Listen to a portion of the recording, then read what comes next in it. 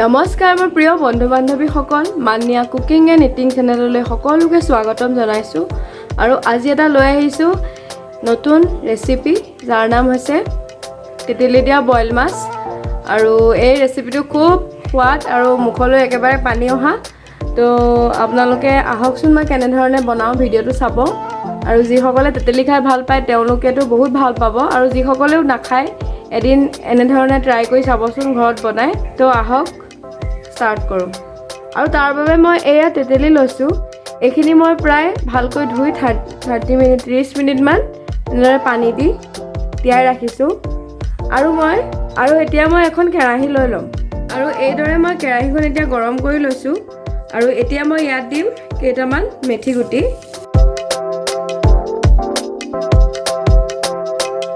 গুটি কেইটামান মই সৰহকৈ লৈছোঁ অকণমান এইকেইটা মই গৰম কৰি ল'ম এতিয়া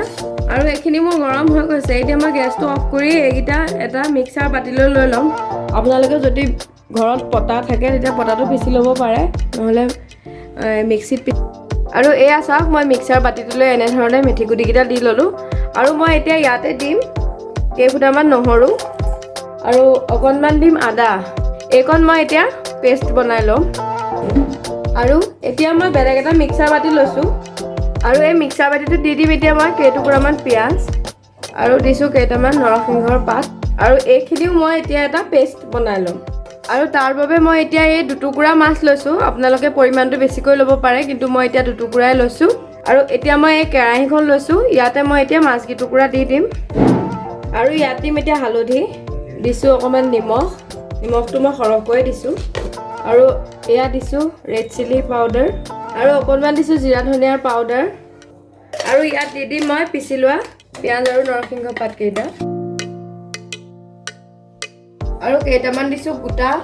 নৰসিংহ পাত আপোনালোকে যদি বিচাৰে পিচিও দিব পাৰে মই পিচি কেইটামান দিছোঁ আৰু লগতে এইকেইটাও দিছোঁ আৰু এইখিনি মই এতিয়া ভালদৰে সানি ল'ম ইয়াত মই কোনো অইলৰ ব্যৱহাৰ কৰা নাই আৰু মই এতিয়া ইয়াত দিম যিখিনি মই তেতেলী এনেধৰণে তিয়াই ৰাখিছিলোঁ এইখিনি মই এনেধৰণে ভালকৈ অকণমান সানি ল'ম আৰু মই এইখিনি এতিয়া হাতৰ এনেকৈ দি পেলাই ইয়াৰ পানীখিনি কেৰাহীখনত দি দিম আপোনালোকে চেকনি এখনতো এনেকৈ চেকি ল'ব পাৰে মই এনেধৰণেই দিছোঁ হাতেদি আৰু এয়া এনেধৰণেৰে আৰু ইয়াত মই এতিয়া আকৌ দি দিম যিখিনি মই পিঁয়াজ পিচি লৈছিলোঁ সেইখিনি সম্পূৰ্ণ এতিয়া মই গেছটো জ্বলাই ল'ম আৰু এই কেৰাহীখন মই গেছৰ ওপৰত দি দিম আৰু এয়া চাওক মই গেছৰ ওপৰলৈ উঠাই ল'লোঁ আৰু এয়া এতিয়া মই গেছটো হাই ফ্লেমত ৰাখিছোঁ আৰু মোৰ এয়া 5 মিনিট হৈ গৈছে এতিয়া মই উদঙাই অকণমান চাম এয়া চাওক ভালদৰে উতলিছে অকণমান লৰাই দিম এতিয়া আৰু এতিয়া মই এইখিনি ল' ফ্লেমত প্ৰায় 20 মিনিটমান ৰাখি দিম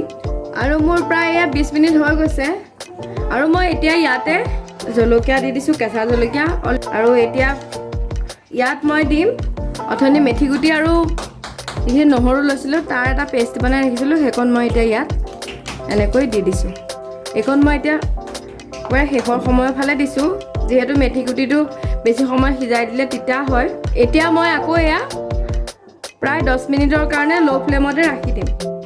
আৰু এয়া প্ৰায় মোৰ 10 মিনিট হৈ গৈছে এয়া চাওক ধুনীয়াকৈ হৈছেগৈ আৰু যিসকলে তেতেলী খাই ভাল পায় তেওঁলোকে এনেধৰণে এদিন মাছৰ লগত বনাই খাই চাবচোন বৰ সোৱাদ হয় আৰু যিসকলে খোৱা নাই বা খাব বিচাৰে সোনকালে বনাই আপোনালোকে খাই চাবচোন ইয়াত কোনো ধৰণৰ তেলৰ ব্যৱহাৰ কৰা নাই মাছৰ যিটো তেল থাকে সেইখিনি তেলৰ লগতে হৈ গৈছেগৈ এয়া মই আজি ৰেডি কৰি পেলালোঁ তেতেলী দিয়া মাছৰ বইল আৰু আপোনালোকে কেনে পালে ভিডিঅ'টো চাই মোক কমেণ্ট কৰি জনাব যদি ভাল পালে এটা লাইক কৰিব আৰু যিসকলে মোৰ চেনেলটো ছাবস্ক্ৰাইব কৰা নাই তেওঁলোকেও ছাবস্ক্ৰাইব কৰিব বুলি আশা কৰিলোঁ ধন্যবাদ।